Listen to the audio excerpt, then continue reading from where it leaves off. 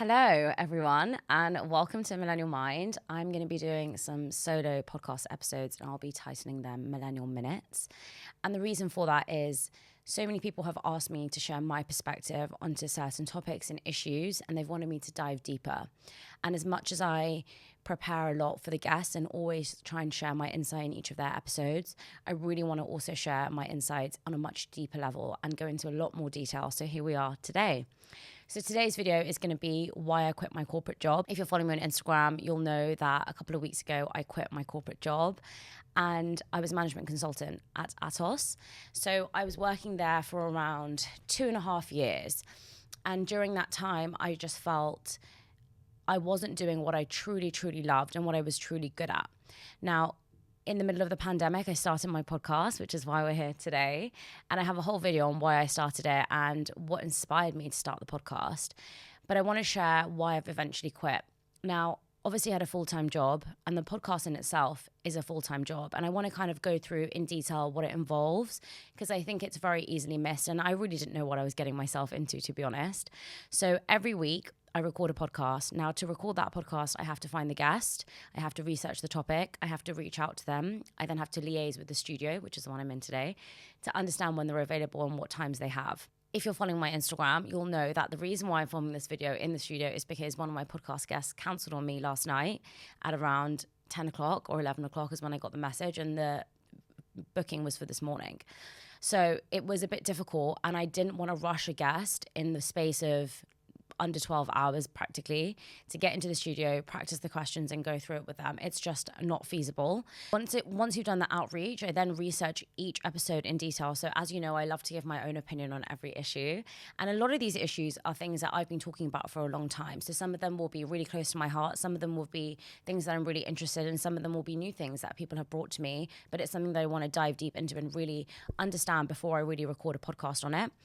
The third part of that is obviously coming to the studio and recording the podcast. It takes me around an hour and a half each way, door to door, to get to each of the studios. And then I record the episodes. I then do a trailer for each of the episodes to show the best bits and really make it dramatic, as you guys know. And then I clip one clip from the guest and one clip from me and sharing our insights, what we spoke about in that episode. I also upload onto TikTok. I'm unable to upload onto LinkedIn at the moment because I just haven't had the time. The other thing to add is the thumbnails for the photos, because you need a different thumbnail for your YouTube, you need a different thumbnail for your Reels, and you need a different thumbnail for TikTok. So each of them are completely different, and you need to think about the caption you're going to write on all three platforms because you don't want them to be exactly the same. Then in addition to that, the editing takes a long, long time. Now, when I had an editor, I had him for around 3 weeks. Because I record the podcast on a Tuesday or Wednesday and then I release it on the Sunday, it's quite a tight deadline considering other people have other jobs and not everything revolves around me, to make sure that the quality, the music, the content, everything is in line. And so the editor was actually unable to keep up with the pace, which was really alarming to me actually, because I thought if an editor can't do it, then how am I doing it? And how am I able to do it? Now, over the past few months, I've been feeling really, really burnt out. I've lost a bit of weight. I feel really stressed. Every day I feel like I'm in a state of panic. And I just felt when the editor had told me that he wasn't able to help me anymore, I just thought, okay, well, if a professional editor isn't able to do it, then I must be doing something wrong and I am going to burn out, because if I can't ask for help, then how am I going to sustain this? And it made me feel really anxious. And so I thought if I quit my job, I would have a lot more time to edit the videos. I would have a lot less pressure. And perhaps I could even start recording 2-3 podcasts in advance so that I didn't have to release them record them on a Wednesday and release them on a Sunday. Now, the problem has been because I've had a full-time job, I haven't been able to batch record episodes and I don't have any in my bank. So if a guest doesn't turn up, it means I don't have a podcast for that week. Luckily, I do have a spare podcast episode for this week and I'm recording one in the afternoon. So I will release one I'm recording in the afternoon next week. But it is quite stressful if someone cancels and you don't have an episode to release. Because this year, I promised myself that no matter what, I'd release a video every single week. And I've been really consistent and I've made sure that I have. And I think that's what's led to the growth on my platform. I want to talk about that also, but I'll get to that in a little bit. So in addition to doing the podcast, which is all of these different things I was juggling, I also have the performance planner, which a lot of you know I started last year on the back of me coaching small businesses and startups. And it's a template and a tool in which I think everybody would benefit from using in their lives. I have all the pictures on my website, so if you do want to check it out, please do. But I manage all the procurement for that too. It's getting the orders, posting them, sending them out, writing all the notes, getting all the stuff like the envelopes and the stamps and everything else. So that is the other thing that I was doing. Another thing I've been doing recently is corporate workshops. Now, the workshops that I've been doing, the companies have come to me. I haven't done any outreach. And it was something that really made me think, this is something I love. This is something I think I'm good at. And it's something that I really, really enjoy. And it's something I can make money off. So why am I not pushing? And so quitting my job, I thought, okay, this is another thing that I could be doing, but I don't have the capacity to do because I'm just waiting for people to come to me when I should actually be going to them.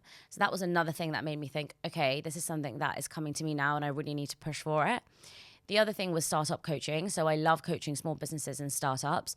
And it's something that I really, really enjoy, working with someone from 3 to 6 months and really seeing their journey. So that was another thing, again, I felt was coming to me. I was unable to act on things quickly sometimes, because you have to send people extensive decks and you have to go through a bespoke plan and you have to have those calls and meetings before somebody actually says, yes, we want to take on you as a coach. So I then felt, okay, well, I need to spend more time doing that. And then I was getting other opportunities, which I just felt were too good not to take. And I can't share them yet, but I was thinking, how on earth am I going to do it? And I've always been someone who has just thought I will figure it out. So I will always say yes to a lot of things and then I'll just figure it out. And a lot of the times I'll just be like killing myself. Like I'll work so hard or I'll do this and do that and say yes and I'll sleep like 3-4 hours and I'll be okay. But actually what I've realized is in the last couple of months, I haven't been sleeping much. I haven't been able to go to the gym. I haven't been able to have the strength that I did before to actually execute on these things. And I really need to take a step back. And one of those things that I took a step back from was obviously my job. So I'm hoping that with quitting the job, I'm able to focus on those key areas I just spoke about. I'm able to scale and make this podcast the best podcast in Europe. And then from there, I'm able to then focus. One of the things I felt that was really lacking in was pure focus. I am a massive multitasker and I've had to be, because when I'm working from home, I'm doing one thing on one laptop, another thing from another laptop, in lunch, in the morning, in the evenings. I'm constantly doing completely different things. And it's very, very difficult for me to just focus on one thing because I've always, for like the last 2.5 years, been doing multiple things.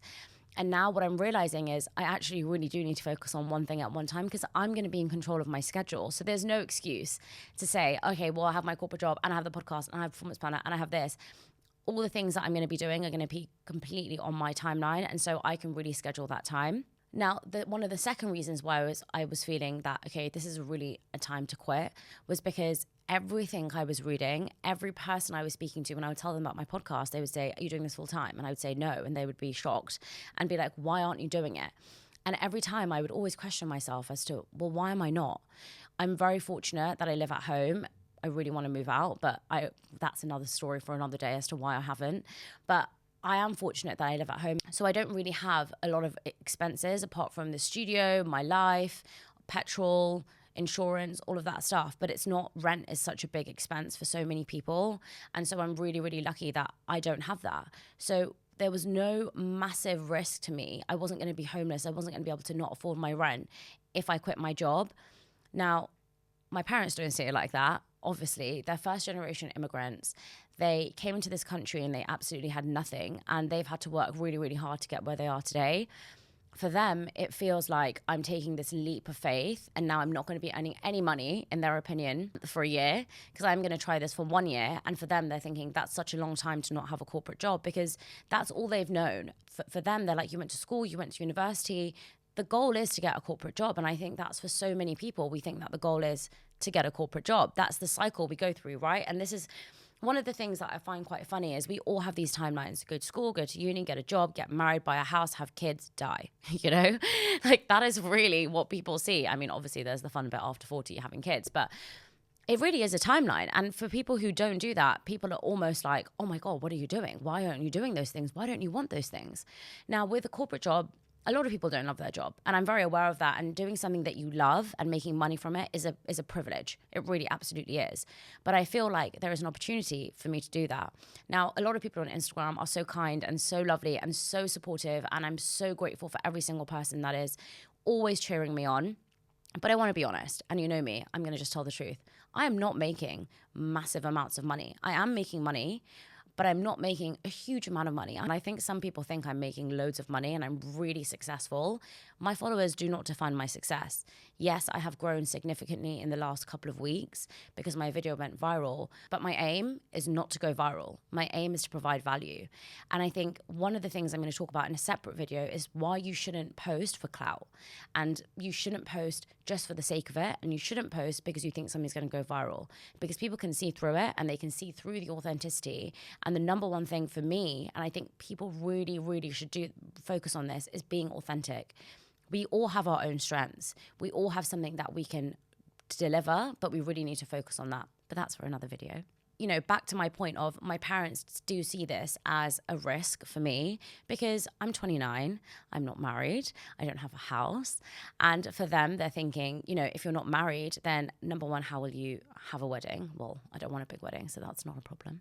But number two, you know, how will I afford a house? Because when you buy a house and you apply for a mortgage, you need to have 3 months salary. Or if you're self-employed, you need to have 2 years salary to prove. So for them, that is a very normal and very important risk that they've highlighted to me. And I have another video coming around how you deal with conflict and confrontation and how you deal with issues where you disagree with your parents or your friends, and everything around what I did to convince my parents and talk them through my plan is in that video too.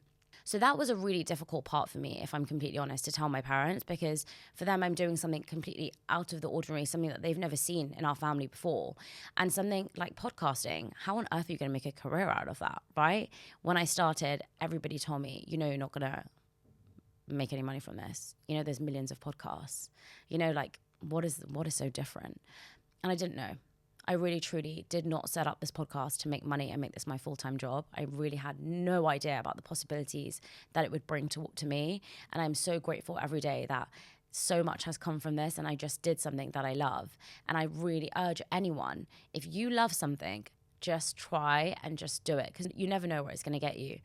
But for me, this is something that I am scared.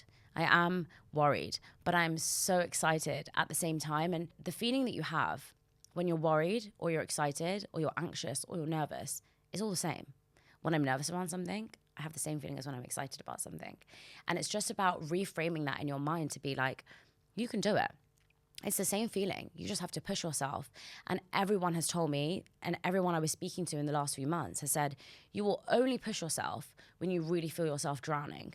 And that's why I kind of want to move out as well, to be like, let me just make myself drown and then I'll learn to swim. You know, that really horrible cliche that I hate using, but I've just used it. But it's almost something that I feel I really am so hungry for at the moment, and it's something that I'm pushing, and every day something new is happening, and I feel I'm still in the state of chaos, if I'm completely honest. And I'm hoping that when I am full-time, I'm able to manage my schedule so I'm not living in the state of chaos from running from here to here to here. I truly don't think I've ever not done my makeup on the train. I don't think I've ever walked anywhere to the studio. I think I've always sprinted and panicked and rushed. And it was really making me feel bad. I remember I did a podcast with Untitled, and I did it in my lunch break. And I was in the office that day. And from the office, I had to sprint to London Bridge studio. From the office, I had to sprint to the studio. I had no makeup on because if I'm recording a podcast at lunch, I don't want my makeup to be on from the morning. Men won't understand this issue. Women, you absolutely will. And I didn't want to redo it because when you reapply makeup, it looks horrible. So I was wearing my work clothes. I had a suitcase in my hand with a goodie bag and my work laptop, my normal laptop, my clothes for the podcast, my clothes for work. And, well, I was wearing my clothes from work, actually. And I just felt so stressed going to that podcast. I remember sprinting there. I remember getting there 7 minutes early. Now, I can do my makeup in about 6-7 minutes, so that was okay. But Anshul was there. And I remember thinking, oh my God, this looks so bad on me. And so I remember saying like, hey, I'm so sorry. I'm really sorry that you're here early. Like, I'm so sorry that I'm here and I'm not dressed and I'm not ready. And she was so understanding and she was so nice. And she was like, don't worry about it. And I was like, just going to quickly go do my makeup. I'll be back and then we'll go record. And I remember I did my makeup, got changed.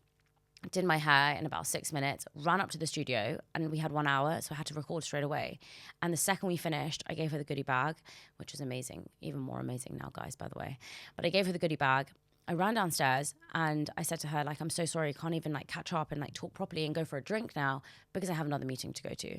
And I remember in that moment thinking, what am I doing? Unsure has been a guest that I wanted to get on from the beginning. And we had such a powerful conversation. I don't think many of you know that that would have happened. And I really want to be honest and transparent on here because there is so much that goes on behind the scenes, but like there is for everyone, by the way.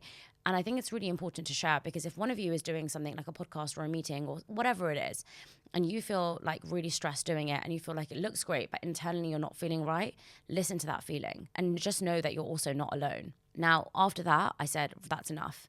I'm going to take annual leave when I have a podcast, whether it's a half day or full day. Now I try and record 2 podcasts in a day, so I have to take a full day. When I record 1 podcast, I just take a half day. And I also recognize that all of my annual leave that I'd used this year was to record podcasts. And apart from my trip to LA, which also was to record podcasts, but I have not taken a single day of annual leave this year for myself. And the purpose of taking annual leave is that you'd have some time for yourself. And all I was doing was taking it for either the podcast or for modeling shoots or for meetings.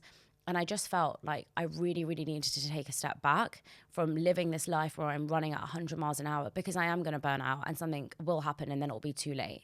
And your health is the number one thing that you need for anything. And not just your physical health, your mental health. I feel so drained. And I feel like I'm not present in any conversation. I feel like whenever I go out, my mind is constantly thinking about what I need to do next. I take my laptop with me everywhere.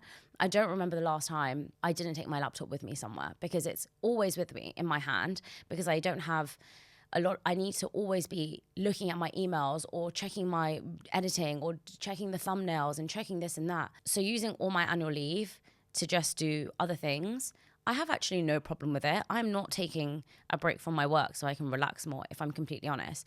But I am taking a break from my job so I can think more clearly, I can be more strategic, I can be more holistic, and I can really, really start to work smarter and not work like an absolute lunatic. It will help me to find more ways that I can outsource. It will help me to find more ways where I can make more money in the areas that I've told you about. And it will help me find ways to really enjoy this process a lot more because the one thing that keeps me going is when I record a podcast. It is the one thing that truly makes me so happy. And because I record a podcast every week, I feel like that gives me the boost. And then for the rest of the week, I'm like, oh God, how am I going to do this? What am I going to do? And, you know, waking up every single day feeling like, how am I going to tackle every problem gets really overwhelming. So anyway, I am really excited to take this step. I am really, really, really looking forward to seeing where it goes. It may not go anywhere. I may literally upload this video and in a year's time, maybe in a corporate job. And, you know, ASOS have been really great to me. I really did enjoy working there on some of the projects, but I really felt like there was more that I could give and there's more that I can do if I just had more time. So I really do appreciate every single one of you watching and listening to the podcast and getting me to this place, because it really does feel like a bit of a dream that I'm able to do this. And I just think if it works out, amazing. If it doesn't, it's okay. I tried. I did something that I love and I tried. And there's no shame in it. And if it doesn't work out, I'll be the first to say I failed. And I'm okay with that. We are never going to be successful in every single area of our lives. And no matter what area you're struggling with at the moment, just know that there's a million other areas that you're doing really well in, whether that's your relationship or your work or your family relationships or your friendships, whatever it is, just know that nothing is ever going to be at its peak. You are going to have ups and downs, and that's just life. So I really hope you enjoyed this solo episode. If you're following my Instagram, it wasn't planned, but I really appreciate all of you so much, and I'm very, very, very thankful.